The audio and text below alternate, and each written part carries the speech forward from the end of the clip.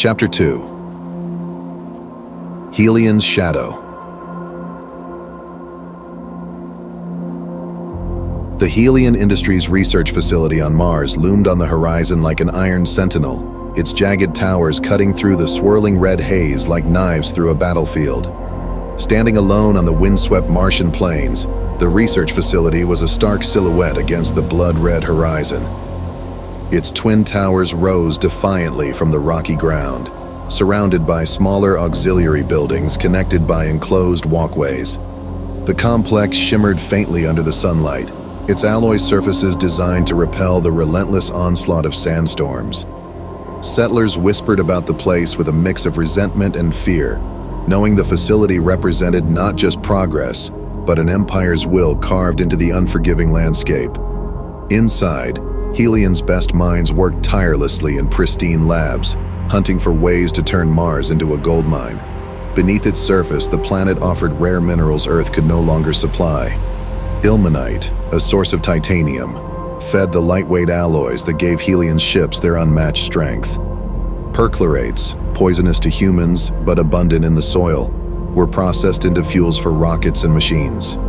Even the gritty Martian regolith, little more than choking dust to settlers, was reimagined here as raw material for durable structures. The facility hummed with activity, an industrial heart pumping resources into Helion's boundless ambitions. But Helion's power wasn't in its science alone. Where intellect stopped, steel and blood began. The Helion Galactic Legion, a private army born of corporate ambition and honed by military precision, enforced the company's will with terrifying efficiency. They weren't mere guards for the facility. They were enforcers, peacekeepers, and executioners when necessary. Mars was wild, but under the Legion's watch it remained a frontier Helion controlled. At the core of this force was the Nightfall Division, a shadowy cadre of specialists drawn from Earth's Space Force elite. These operatives, men and women forged in the fires of covert wars, brought with them a reputation of swift brutality. Nightfall was Helion's scalpel, cutting away resistance before it had a chance to fester.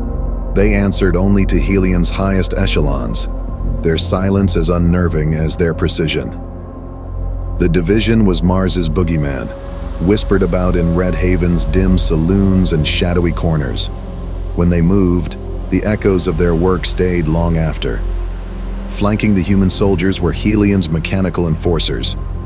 Etherian Robotics, once a car manufacturer back on Earth, had evolved into Helion's premier builder of androids. The sleek, black alloy frames of their android enforcers absorbed the light, their movements uncanny in their quiet precision. These weren't simple machines. They were calculated intimidation, flawless and unyielding.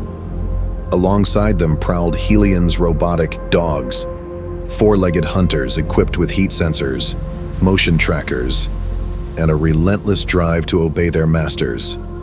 Where Nightfall delivered surgical strikes, these machines scoured the red plains for any sign of rebellion, dragging resistance into the cold arms of Helion's justice. The Legion's weapons were a testament to Helion's dominance, sleek pistols powered by magnetic acceleration, firing projectiles that could punch through steel with horrifying precision. These were more than tools of war, they were symbols of absolute control. Each pistol bore the Helion insignia etched into its grip, as if to brand the chaos they unleashed as property of the corporation. To see one drawn was to understand exactly who held Mars in their iron grasp. Victor Helion's influence had always cast a long shadow, but on Mars, it was suffocating. He wasn't a man anymore, not in the ways that mattered. Years ago, his body had given out, ravaged by a degenerative disease that even his wealth couldn't cure. His solution was nothing short of madness, fusing his own head with an advanced android body built by Etherian Robotics.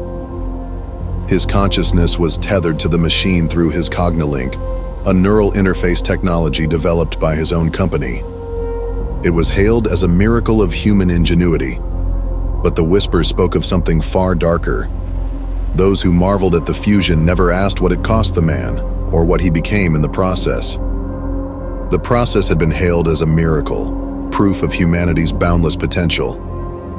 But those who spoke of miracles never spoke of the man who emerged, if there was any man left at all.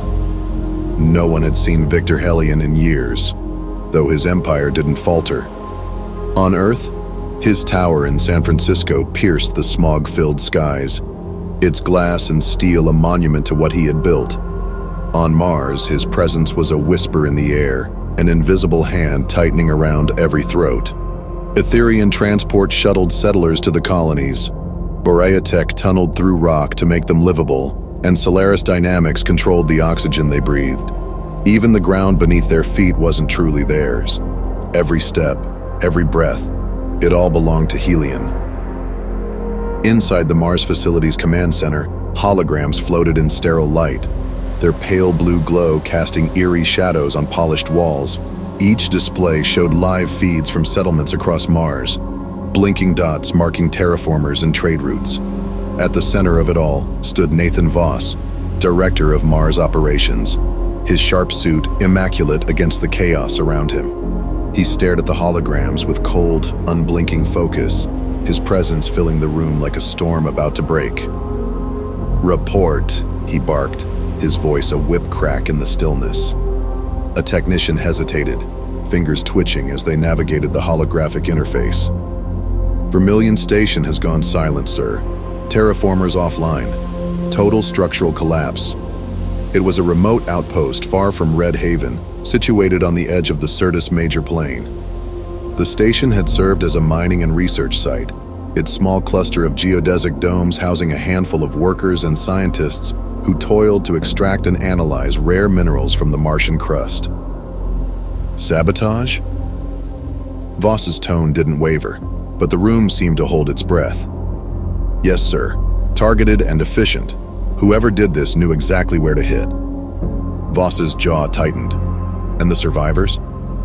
The technician swallowed hard. "No survivors reported." The air grew heavier as Voss leaned over the central console, his hands clasped behind his back. "Deploy the drones. I want every square meter of this planet under surveillance. Increase security at every outpost and trade route. And if another facility falls, I want the ground it stood on burned clean." The room burst into motion, every technician and officer scrambling to obey. Voss didn't move, his eyes fixed on the holograms as if daring them to challenge him. He wasn't afraid of resistance. He was prepared to crush it. On the outskirts of Red Haven, settlers glanced toward the horizon where the glimmering towers of Helion's research facility seemed to mock their struggle. For them, Helion wasn't a savior or even a ruler. It was a shadow that seeped into every corner of their lives. But even shadows couldn't last forever. As the sun dipped below the horizon, casting Mars in a blood-red glow, the lights of the facility burned on. Somewhere deep inside, Victor Helion's legacy pulsed, cold and unyielding. Whether he was man, machine, or ghost, one truth remained. Mars belonged to him, and he wasn't letting go.